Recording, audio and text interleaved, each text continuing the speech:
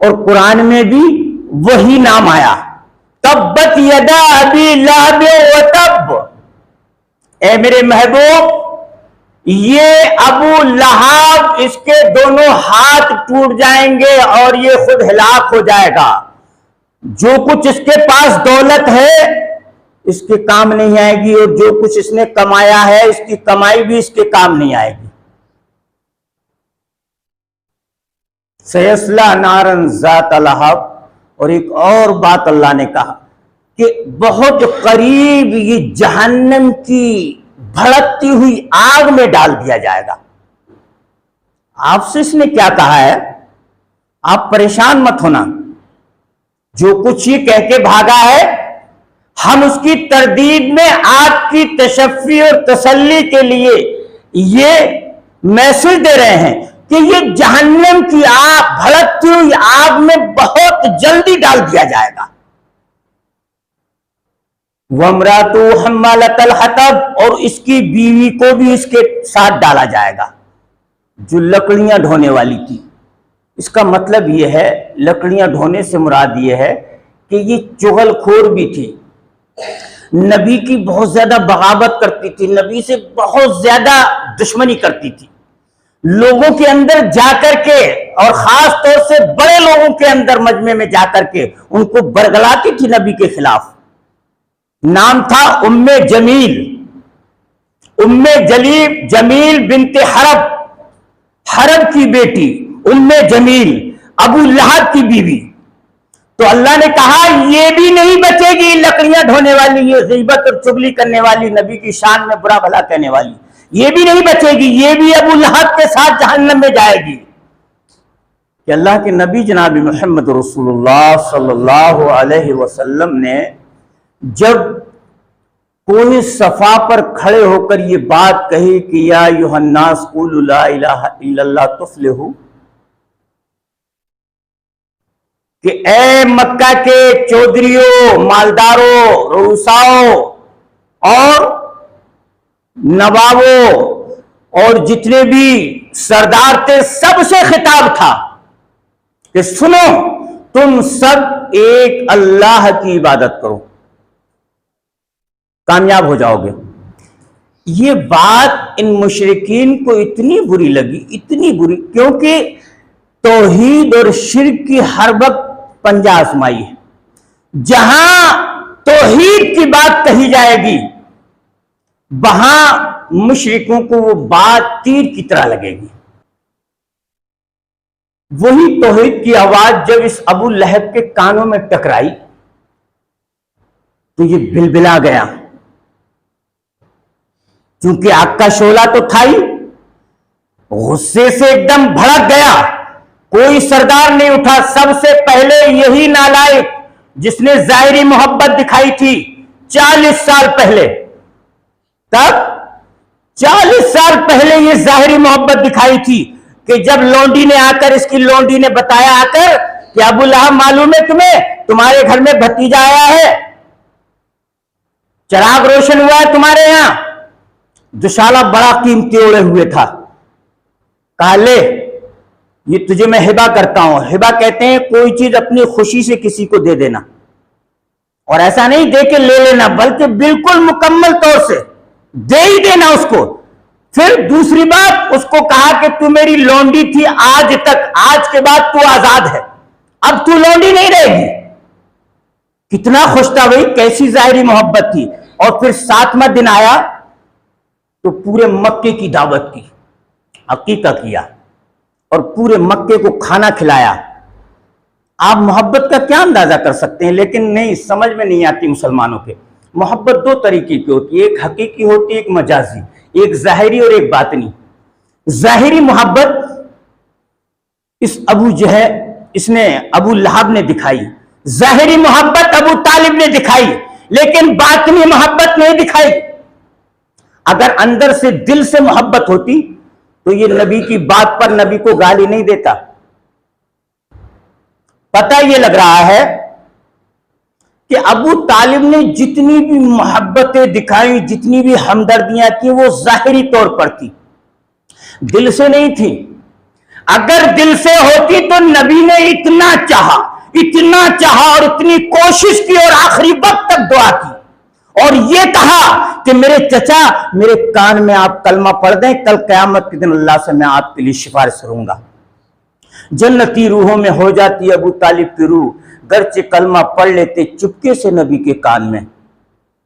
नबी ने कहा था मेरे चचा कोई नहीं है यहां पर, आप क्यों परेशान हैं? आपको अगर कौम की आर है, ठीक है, कौम ये कहेगी वो कहेगी, आप खामोशी से मेरे कान में कलमा पढ़ दें, मैं अल्लाह के यहाँ इस बात का जामिन बनूंगा कि मेरे चचा मेरे ऊपर ईमान लाए थे। लेकिन पता ये लग रहा है कि जाहिरी मोहब्बत तो थी लेकिन दिल से अंदर से नहीं मानते थे वो। और अगर दिल से मानते तो कहते हाँ मैं अशहदु अल्ला इलाहा इल्लल्लाह व अशहदु अन्ना मुहम्मदुर रसूलुल्लाह, कि मैं गवाही देता हूं सच्चे दिल से कि अल्लाह के सिवा कोई माबूद नहीं और तू अल्लाह का सच्चा रसूल है। चले गए जहन्नम में।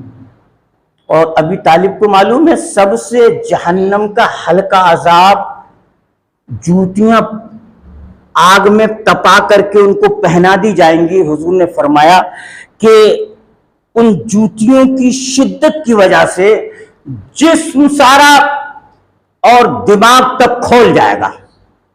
और ये कैफियत ऐसा नहीं है कि एक आध घंटे, एक आध मिनट, एक आध दिन की, बल्कि हमेशा हमेशा होती रहेगी।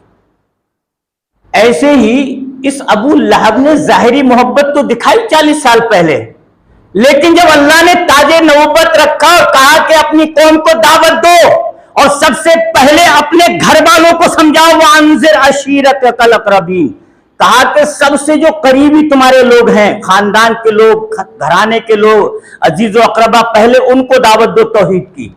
तो यही मरदूद सबसे पहले वहां मजमे से उठा और कहा तब्बल लक या मोहम्मद अलिहाजा जमातना, ए मोहम्मद तेरी नाक खाक आलूद हो सल्लल्लाहु अलैहि वसल्लम, तेरे हाथ टूट जाए तो जलील और रुसवा हो जाए। क्या तूने इसी बात के लिए हमें जमा किया था यहां पर, इसी बात के लिए बुलाया था? और जब ये भागा मजमे से उठकर तो सारा मजमा जो है फरार हो गया। अल्लाह के नबी हैरान और शिद्दर परेशान हो गए, कोई सफा पर खड़े हैं, मायूस हो गए।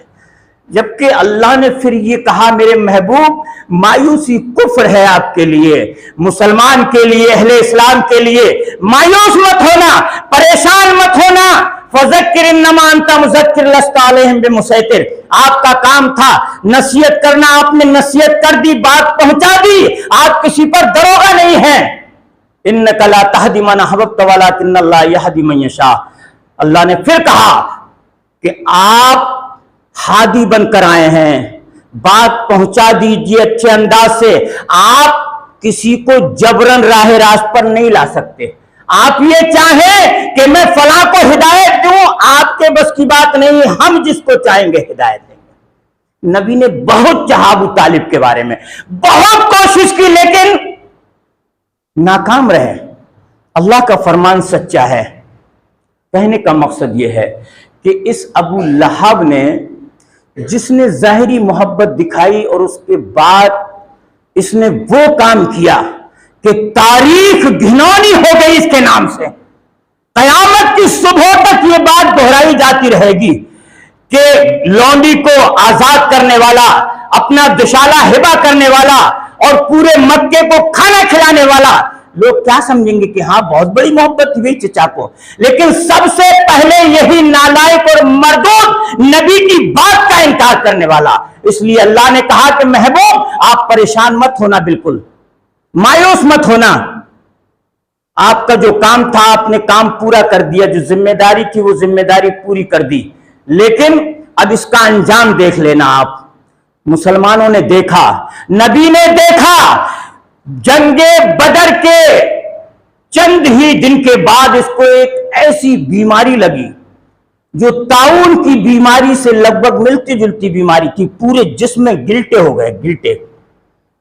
और उनमें फिर इस तरीके से तकलीफ शुरू हुई कि वो मौत का बाइस बन गई।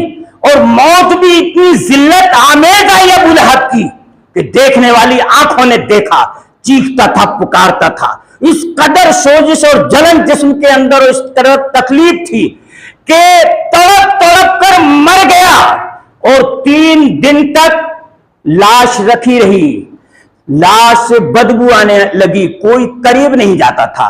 پھر اس کے لڑکوں نے آر کی وجہ سے، قوم کی آر کی وجہ سے کہ سگے لڑکے نہیں دفنا پا رہے، غور کرنا اس بات پر کہ نبی کو جو اس نے تکلیف پہنچائی تھی یہ بات کہہ کے، اس بات کا رد بدل اللہ نے قوم کے سامنے رکھا کہ اس نے میرے نبی کے بارے میں ایسا لفظ کہا ہے کہ اے نبی تو ذلیل ہو جائے، تیرے ہاتھ ٹوٹ جائے، تو رسوا ہو جائے، ہم تجھے دکھائیں گے اور دنیا دیکھے گی کہ کس طریقے سے تو ذلیل ہوگا، کیسے تیرے ہاتھ ٹوٹیں گے، کیسے تیری موت آئے گی۔ ایسی ذلت آمیز موت آئی، 3 دن تک دفن نہیں ہوا، بدبو کے مارے لوگ دور بھاگ رہے تھے، سگے بچے قریب نہیں آ رہے تھے۔ آخرکار دور سے ہی آپ دیکھیں اٹھا کر احسن التفسیر، احسن البیان، کہ دور سے ہی بچوں نے پتھر وغیرہ اور مٹی وغیرہ پھینکنا شروع کیا، اس کے اوپر سے اس کو اس طریقے سے پاٹ دیا۔ یہ انجام ہوا ابو لہب کا۔ الامان والحفیظ، اللہ ہمارے ایمان کی حفاظت فرمائے۔